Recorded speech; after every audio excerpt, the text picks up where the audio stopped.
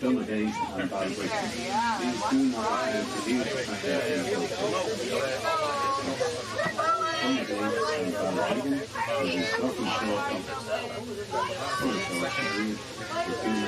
leave the train. And always mind the gap between the carriage and the platform when getting on and off the train. Due to coronavirus concerns, I would like to offer this advice. Wash your hands well and often to avoid contamination. Cover your mouth and nose with your tissue or sneeze. Drink cough in your sneeze. Cover your fans are not allowed to carry unless you place some guards fans and place their elements. The Europeans cannot be responsible for any damage caused to such items. The seal engine of this train is locomotive number 85. Good morning, take a seat.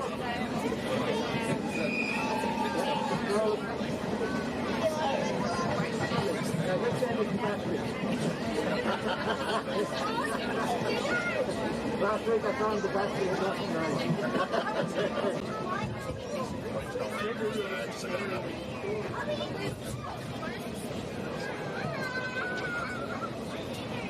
The tide's going into there.